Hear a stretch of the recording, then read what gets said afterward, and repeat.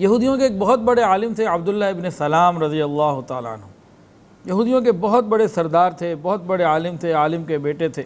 ان کو جب نبی علیہ السلام کی آمد کی خبر ملی نا، تو ایک کھجور کے درخت پہ چڑھے ہوئے کھجور کا کام کر رہے تھے، کھجور توڑ رہے ہوں گے، کھا رہے ہوں گے۔ اچھا عجیب بات، عبداللہ ابن سلام رضی اللہ تعالیٰ عنہ، یہودیوں کے بہت بڑے عالم، جب ان کو نبی علیہ السلام کی پہلی خبر ملی آمد کی تو یہ کھجور کے درخت پہ چڑھے ہوئے تھے، اور ادھر حضرت سلمان فارسی رضی اللہ تعالیٰ عنہ، انہیں بھی جب پہلی خبر ملی کہ نبی علیہ السلام مدینہ آ گئے ہیں تو وہ بھی کھجور کے درخت پہ چڑھے ہوئے تھے۔ اچھا خیر، عبداللہ ابن سلام فرماتے ہیں کہ میں نبی علیہ السلام کے انتظار میں تھا، آپ کی نشانیوں کو اور آپ کی باتوں کو میں جانتا تھا، اور مجھے اندازہ تھا کہ زمانہ قریب آ چکا ہے، کیونکہ عالم تھے یہودیوں کے، کتاب پڑھی ہوئی تھی، انجیل اور تورات وغیرہ جانتے تھے۔ کہتے ہیں کہ ایک مرتبہ میں ایک کھجور کے درخت کے اوپر چڑھا ہوا تھا، وہاں مجھے خبر ملی، درخت پہ میں چڑھا ہوں، مجھے خبر ملی آپ کے بارے میں، تو میں نے وہیں سے خوشی میں اللہ اکبر کا نعرہ لگایا، خوشی سے۔ تو ان کی جو پھوپھی تھیں خالدہ بنت حارث، انہوں نے کہا اگر تو موسیٰ علیہ السلام کے آنے کی خبر سنتا تو اس سے زیادہ خوش نہ ہوتا، یعنی ایسی خوشی تو موسیٰ علیہ السلام کے آنے کے بارے میں، خبر کے بارے میں ہونی چاہیے تھی جتنی تجھے خوشی ہو رہی ہے۔ تو عبداللہ ابن سلام نے کہا کہ خدا کی قسم یہ بھی موسیٰ کے بھائی ہیں، وہی دین دے کے بھیجے گئے ہیں جو موسیٰ علیہ السلام دے کر بھیجے گئے تھے۔ تو کہتے ہیں میری پھوپھی نے مجھ سے پوچھا، اے بھتیجے کیا یہ وہی نبی ہیں جن کی خبریں ہم سنتے آئے ہیں اور وہ قیامت کے سانس کے ساتھ مبعوث ہوں گے؟ تو میں نے کہا میری پھوپھی یہ وہی نبی ہیں۔ کہتے ہیں کہ نبی علیہ السلام کی خدمت میں حاضر ہوا، گھر سے نکلا، آپ کی خدمت میں حاضر ہوا اور اسلام لے آیا، اور واپس آ کے اپنے گھر والوں کو خبر دی، اور میرے سارا گھرانہ مسلمان ہو گیا۔ اسلام کے سانس سے کیا مراد ہے؟ قیامت کے سانس سے کیا مراد ہے؟ قیامت کے سانس سے مراد یہ ہے کہ قرب قیامت میں جو علامات قیامت بڑی بڑی آئیں گی، جس کے فوراً بعد قیامت آ جائے گی، کیونکہ اب نبی علیہ السلام اور قیامت کے درمیان کوئی نبی نہیں آنے لگے، تو قیامت کے سانس سے یہ مراد ہے۔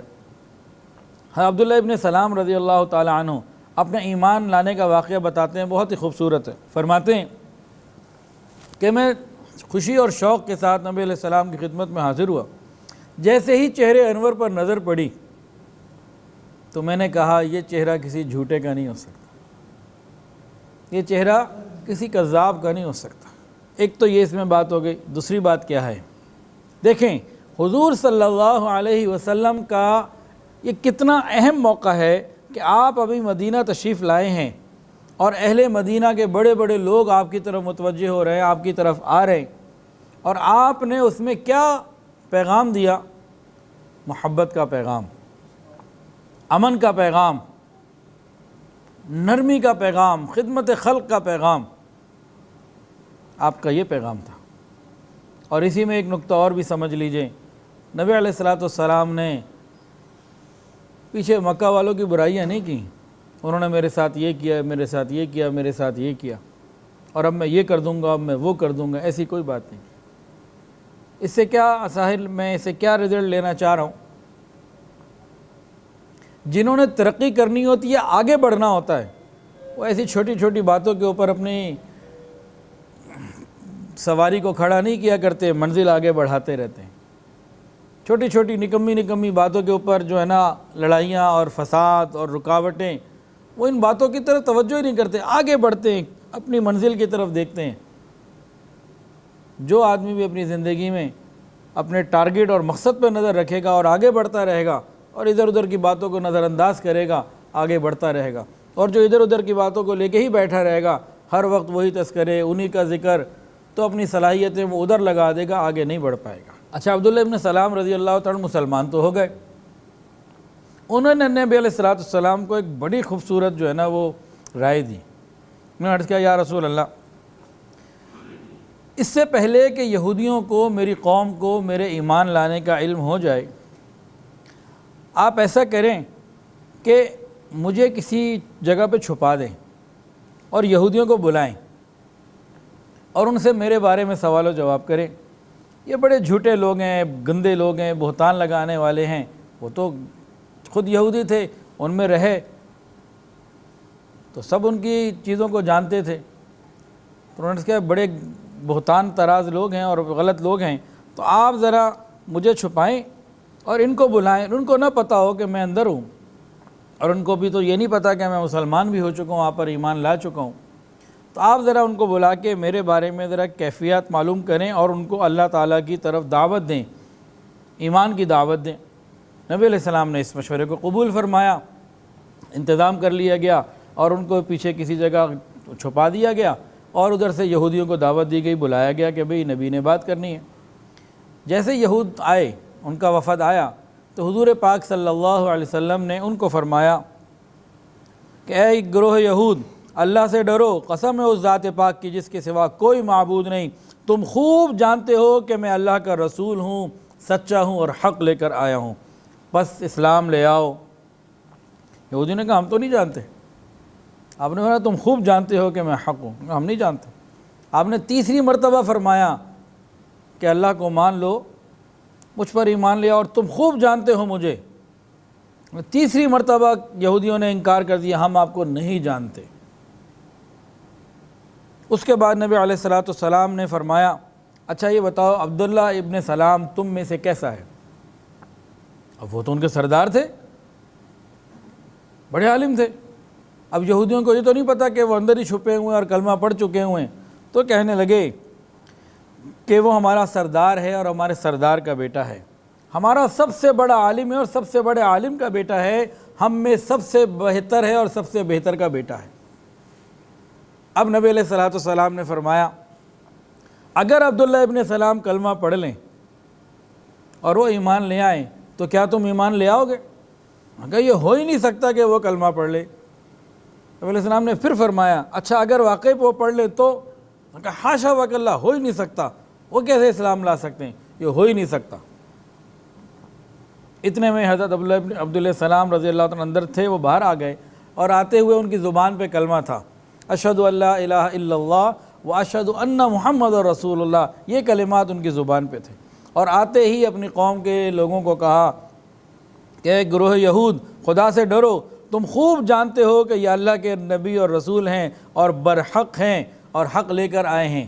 جیسے ہی یہ یہودیوں نے بات سنی اور عبداللہ ابن سلام کو دیکھا تو کہنے لگے یہ تو جھوٹا ہے اور جھوٹے کا بیٹا ہے، سب سے زیادہ برا ہے اور سب سے زیادہ برے کا بیٹا ہے، ایسے پلٹ گئے۔ تو یہاں سے آپ کو ظاہر ہوگا کہ یہودی کس نیچر کے لوگ ہیں۔ ایک اور یہودی عالم تھے، ان کا نام ہے میمون ابن یامین رضی اللہ تعالی عنہ۔ ان کا بھی واقعہ قریب اسی قسم کا ہوا، یہ بھی سردار تھے اور وہاں پہ ایک عزت والے اور ذی اثر صاحب تھے۔ یہ بھی نبی علیہ السلام کے پاس آئے، دیکھتے ہی دل دے بیٹھے اور مشرف و اسلام ہو گئے، کلمہ پڑھ لیا۔ اور میمون ابن یامین نے نبی علیہ السلام سے عرض کی یا رسول اللہ، آپ یہودیوں کو بلائیے اور میرے بارے میں ان سے کچھ بات چیت پوچھیے اور ان سے کوئی اس قسم کی بات کیجئے کہ بھئی وہ آپ کے اور ان کے درمیان مجھے حکم بنانا چاہتے ہیں، میری رائے کو مانتے ہیں، مجھے ہر جگہ وہ حکم بناتے ہیں، بڑی عزت دیتے ہیں، میرا ایک مقام ہے وہاں پہ، ابھی ان کو معلوم نہیں میرے کلمہ پڑھنے کا، تو آپ ذرا ان کو بلائیے اور دین کی دعوت دیجئے۔ اور ان کو بھی کسی جگہ پہ پیچھے چھپا دیا گیا۔ ادھر سے یہودیوں کو پھر بلایا، اللہ کے محبوب نے پھر انہیں ایمان کی دعوت دی، توحید کی دعوت دی اور ان سے گفتگو کی، اور گفتگو کے درمیان نبی علیہ السلام نے فرمایا اچھا ایسا کرو کہ تم میرے اور اپنے درمیان کوئی حکم بنا لو، بتاؤ کس کو بنانا ہے؟ تم میرے اور اپنے درمیان کوئی حکم بنا لو جو فیصلہ کر دے، جس کے فیصلے کو تم بھی مانو میں بھی مانوں، تو بتاؤ کس کو حکم بنایا جائے؟ تو تمام یہودیوں نے کہا ہم میمون ابن یامین کو حکم بنانے پہ راضی ہیں، وہ جو فیصلہ کر دے ہمیں منظور۔ یہ یہودیوں نے وعدہ کر لیا۔ نبی علیہ السلام نے آواز دی میمون باہر آ جاؤ۔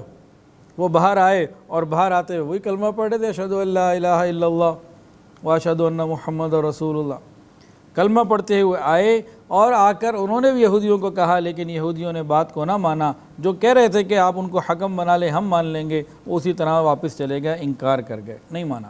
یہود کے بارے میں، نصارہ عیسائیوں کے بارے میں قرآن مجید کے اندر کیا ہے؟ ولن ترضى عنك اليهود ولا النصارى حتى تتبع ملتهم۔